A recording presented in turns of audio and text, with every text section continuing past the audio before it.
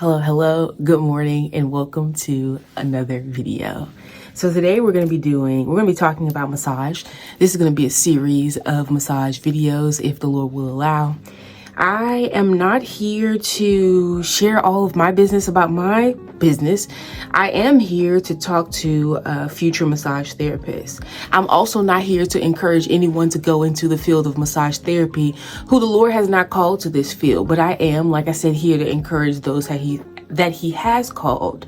As I try to look for videos, in other words, saying somebody else can do it, I see that the industry is filled with people who are looking for a quick paycheck, who are selling themselves, who are sure enough just workers of iniquity. And if you are none of those things, like I said, and the Lord has called you to this industry and you're not necessarily looking for a quick payout or anything like that, but you want to learn some tips, some tools from someone who has done this and who is doing this honestly for the Lord, okay? It's really, yes, you do get paid money. Okay, I'm not necessarily going to share with you about money in this video. You get paid a lot of money, but that's not why I am doing this. So if all of those things line up with what you're looking for, welcome to the Future Massage Therapist series. Okay, so today we are going to talk about a few things, and I have a lot of little things, and we're going to do this video kind of like with me on the go. I have a few appointments to do today myself. It is 7:48 a.m. Okay, so it's early in the morning and we are on the move. All right, so I'm all dressed and ready to go. I have on black scrub bottoms, black scrub top, and then a black head covering. So that's my first thing, and that is to dress professional. You want to be prepared to go into the mansion or the motel. Now, I'm not telling you to literally go to a motel, because I'm not saying that I will go to a motel. What I'm saying is be professional in your dress, in the way that if it's $1 million home, literally a mansion that you're going to, or maybe someone who doesn't live in a mansion, that you can go to both. Like, you can take both of those appointments in the same day. You don't have to change your dress code. I guess maybe I'll talk to you later about some other styles of clothes. You know what? Let me show you now, since I'm standing here. They don't necessarily have to be black unless wherever you're going to requires that you wear black. I like to wear black because this is a part of my colors. But here is a black shirt that's not a scrub shirt that would definitely be, acceptable to wear. Of course, it would depend on how it fits. I like the way that this fits kind of close to my body, but not like, I'm not trying to be sexy, right? So that's not what I want you to go for in any of your attire.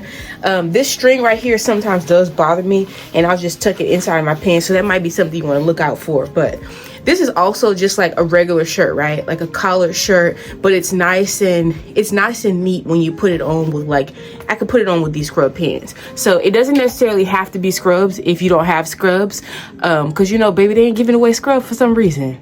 Scrubs is high, okay? So if you don't have scrubs, maybe you don't like the feel of them, you can wear something else. These are also easy to wipe off, which is good too. So just keep it professional, okay? Don't walk up in nowhere with no mini skirt on. Don't walk up anywhere, looking like you're selling you, and then wonder how you get yourself into certain situations. So keep it professional. All right, so since I just had to do this is the perfect time to talk about this, and that is to bring extra sheets. You never know. Sometimes you get to a client's home, and let's say, especially during the holiday time, they have family members over, and somebody says, I like a massage too. You want to be able to have sheets.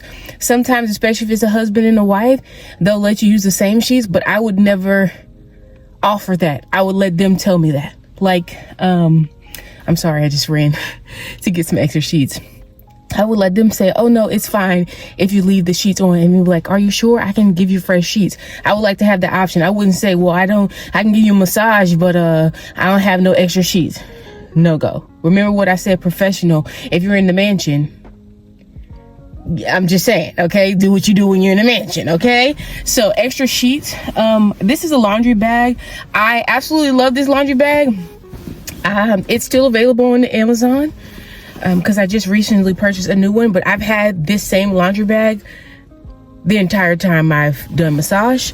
I've tried to use different things, but I like this one the best. And what I do is just the first appointment of the day, I'll put the clean sheets in here, and then, you know, as time goes, like after that appointment, then I'll take those sheets and then like put them inside of the laundry bag, if that makes any sense. And then I have extra bags. Remember, I showed you in my what's in my mobile massage backpack, I have the extra things inside of that as well. So just to make my backpack a little lighter, I can leave those extra ones in the car so I can just pull from here. Well, all that aside, however you choose to do it, make sure that you bring extra sheets. Okay. And the next thing is to be on time. Like I just said, I had to go back up and get my laundry bag because I forgot it next to the laundry basket. Be on time. Last night I took, and I like to do it this way, and schedule out all my appointments, especially if you're doing mobile massage. If you're doing in suite, it's a little different. We'll talk about that maybe a little later, but we're talking about mobile specifically here. Timeliness is key. It is better for you to be early than to be on time. Early is on time when you're talking about mobile massage. Set up and travel and all of those things. I like to use Waze. You can go ahead and plan. I planned out every single drive for today, so it's ready to go. So I know what time I need to leave the destination, what time I can get there, and all of those things. Especially, like I said, if you have multiple appointments. Okay, this is very important. Being on time. Being on time is a part of professionalism. And I'm saying this, I'm stressing this because this is how you lose out money. This is how you lose out on business. And honestly, this is how you get opportunities, being the person that is there on time. So let me be on time and start up this car, and let's go. All right, so the next thing I have is to prepare your music and charge your devices. I would highly suggest downloading your music to your device. If you're using a phone, I know Apple Music, you can do this if you have Apple. I can only speak if you have Apple, okay? I can only speak if you have Apple, because that's all I have is Apple. But if you're using like a speaker or something like that, make sure it's charged. If you are using Apple Music, I will go ahead and download the music. Kind of like you would have to download your music if you were going on an airplane. I would download the music like that, because sometimes you'll go to clients' homes and the Wi-Fi isn't working. Well, you don't want your music be messing up. They don't have no Wi-Fi. So go ahead and download your music. Make sure your devices are charged. While you're driving around, make sure that your phone is charged, plugged in, so that it can be charged when you get to where it is that you are going. And I think the next thing that I want to mention is to share your location. So have someone that you can share your location with once you get to your destination, that knows your whereabouts, that knows, you know, what time you're going in the session, what time it's supposed to be completed. Have someone who you can share your day with, so they can kind of be checking in on you, seeing if you're getting everywhere on time, seeing if you had any hiccups, maybe any car trouble or anything like that. Be sure to share your location as well. This is also another helpful tool, and that is to prepare a text or an email. Like, open up the notes section on your phone, prepare a text or an email for what it is that you're going to say for future clients. If someone messages you like in the middle of the day and says, hey, can I book an appointment? Hey, how much is something? Prepare a message as to what you're going to say to them. Not what I would say to them, what you would say to them. And I think the next thing that kind of goes very closely with that is choose a booking platform. Choose a booking platform wisely. Choose one that's affordable, but I would highly suggest also choosing one that'll help you get clients, like they have like sort of their own client base already built in. One that I saw a while ago was Mindbody. Yeah, I believe it's called Mindbody. I thought it was Mind and Body, but I think it's called Mindbody. But it's very expensive, and I found that the clientele is not clientele that I would necessarily have for my business, because they do a lot of things like yoga and all that kind of stuff, and I don't do any of those things. So choose a booking platform wisely. And why I'm saying choose it wisely, because it's very inconvenient for your clients for you to change booking platform in the middle of the services, and then you don't get to take your reviews once you change booking platform. So choose the right one off, from the gate. I know Vagaro, some people use Acuity. I've seen a lot of people use that one. Those are probably the popular ones, but like I said, I'm not here to tell you what to do. I'm just here to sort of give you kind of a guideline. Choose the right one to start with. Even if you have to pay for it, like $15, $30, something like that, I wouldn't choose something like Mindbody where you have to pay, I think it's like $130 something they went up, because they cater to more like like franchises. Like you could book an appointment with like a massage heist or something like that through Mindbody. So you think about the price point there. It also would help you to get a lot more clients. I've heard therapists say that. I heard one therapist in particular say when she got on that site, she started getting a lot of clients, and I know that she did. But what kind of clients do you want? That stuff is all up to you. Just choose a booking platform wisely and be ready to share that information when someone does inquire about your services. All right, the next thing is to have some business cards. Now, I used to do this ghetto thing, and I do mean ghetto because it is ghetto, to go to an event perhaps that you have been invited to. Let's say you're doing like a chair massage event with someone else, or a mobile massage event with an app, or just someone else. You're not doing it for your own business, and you go there passing out your business card. I call that ghetto. I'm not telling you to do that. However, if you go to an event, the person that you went to the event with says that it's okay for you to give out your information, or simply the person who you're giving a massage to asks for your information, it's nice to have business cards with you. However, we have a very like social media kind of culture. At least have your social media stuff available to give to the clients if they ask. Okay, that's how you get new clients, and I don't want you to miss out on any new clients. And I think as right to tie into there is probably the most important thing, probably should have been the first thing, and that was to clean up your social media. Oh, bless the Lord. Okay, clean up your social media. Go in. You can go in right now, go in Google, type in your business name, see what comes up when clients will type in your business name. Look at all your social media profiles. Are you selling you? What are you selling? Is what you see on your business page, when you look at it through clear eyes, okay? You might need to do a little prayer and fasting on this part. When you look at your business, is what you see right there what you know that God will be pleased with you doing, okay? Or are you selling yourself for other things? Because this will garner the type of clients that you get. I'm telling you as one who used to be doing all kind of foolishness.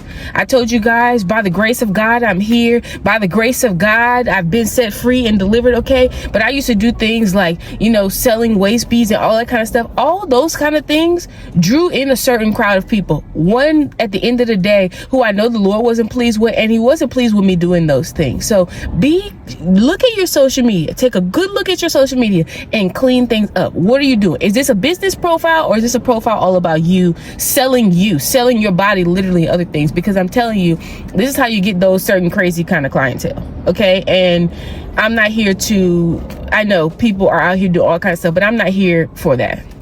Another thing is to have social media set up in the first place.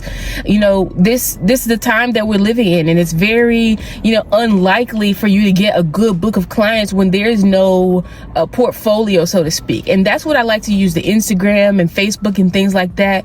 You can pay for marketing if you choose. You can do whatever you want to. You can pay for marketing if you choose. You can do all those things. But I think the most important thing is making sure that it's nice and clean, making sure your social media is presentable and it really represents you well.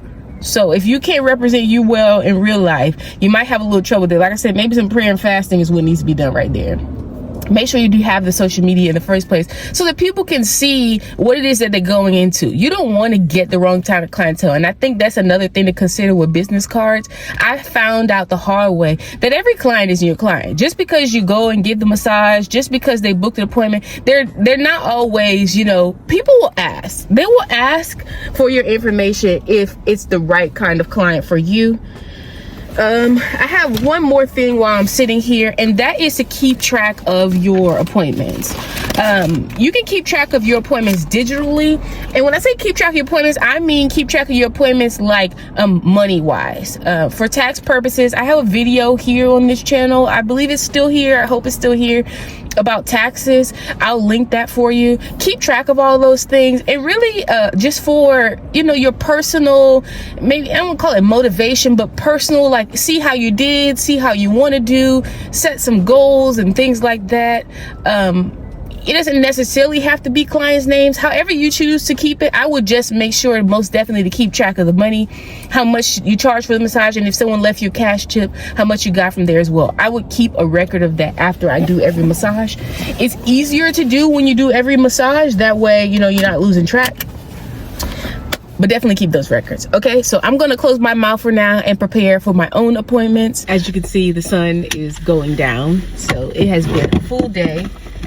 And I guess that brings me to my next tip, and that tip is, if you can't do your best, don't take the appointment. Sometimes you're not feeling your best, sometimes you have a lot of things going on. Don't allow that to ruin the business that you're building, ruin your clientele, and ruin your client's experience. So if you can't do your best, just don't take the appointment. If you're not feeling up to it, just don't schedule. And that's another thing, don't schedule appointments. These are all my opinion, right? Don't schedule appointments so far out. Like, book 2 weeks at a time. I would not, you know, selling packages and stuff like that. People do these things. Whenever you see people selling packages and all this stuff, they're just grabbing money. Like, they're only doing that because they want to lock people in. It's like a money grab, and it's disgusting, honestly. And I guess that brings me to what I'm going to say is my final point, but let me make sure I didn't leave anything out here. I think for the most part, yeah. That brings me to my final point, and that is, again, back to my first point, and that was, do not go into this industry if the Lord did not send you into this industry. And I can say that for this industry, but I want to say that for anything. If you're in another industry right now and the Lord has been calling you to this field and you're doing something that you shouldn't be doing, you should be afraid. I have seen some of the craziest things happen. I'm not going to outline what happened today, but even something crazy happened today, because this is just not one of those things. You don't want to be, you know, you're meeting up with random people, you're touching random people and all this kind of stuff. You can listen to all these people if you want to, who are on here giving you tips of, you know, how to do the massage and all that kind of stuff. None of that stuff really matters. Your technique doesn't really matter when you're messing around with some of the stuff that these people are out here messing around with.